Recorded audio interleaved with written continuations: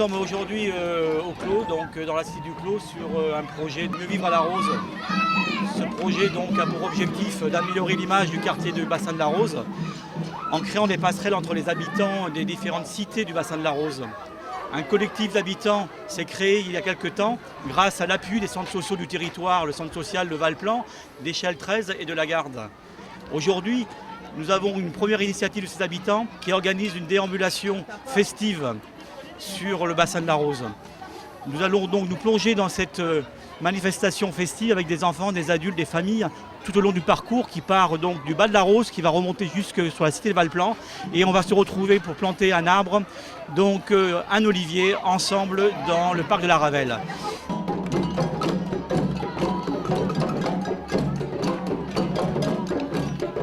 Le quartier de la Rose, c'est pas un quartier comme les médias disaient que c'est un quartier où il y avait de la drogue. Voilà, que c'était dangereux et c'est pas dangereux du tout. On est là, regardez tous les habitants, ils sont devant vous là et on fait la fête. C'est pour montrer une très bonne image du quartier de la Rose. En fait, ce qui est important, c'est de pouvoir montrer que dans ce quartier, il y a aussi des gens volontaires, des gens qui ont envie de faire des choses. Et voilà pourquoi on est motivé pour accompagner les habitants du Clos, les habitants du territoire à monter des projets, entre autres celui-ci qui est une fête, une fête pour tous les habitants.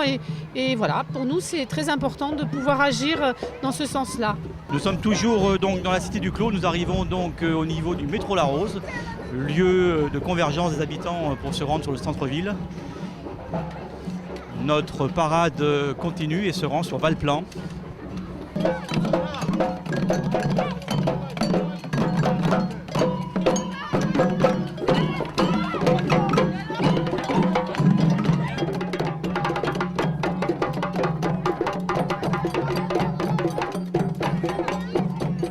Je suis rentré là à La Rose, j'avais l'âge de 7 ans.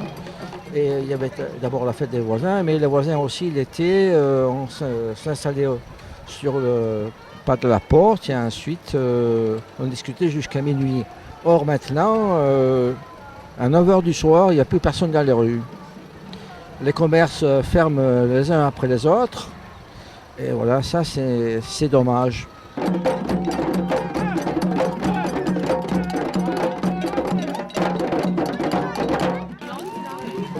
Pourquoi participez-vous à cette manifestation?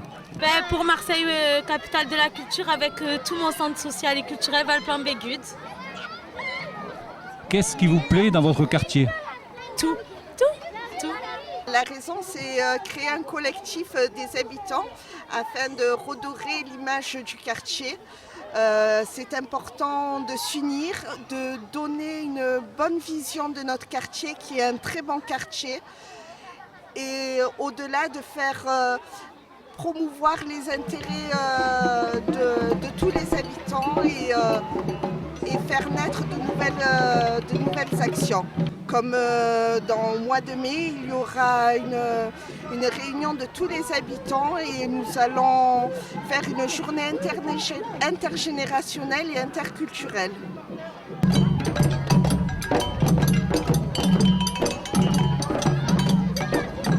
Voudriez-vous pour votre quartier?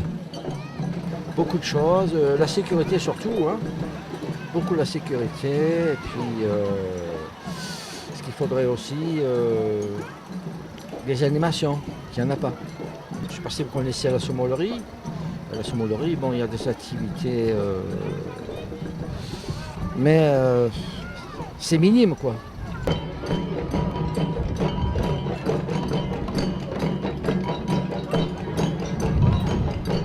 Il y a un théâtre à Thiénat. Ce qu'il faudrait, c'est éventuellement le réactiver. Voilà, ça serait bien pour l'été, faire des séances de théâtre ou autre.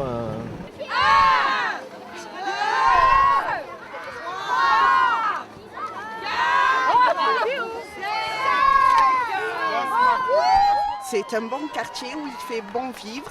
Certes, il y a des événements qui s'y passent, dramatiques, mais il n'y a pas que ces événements dramatiques qui s'y passent.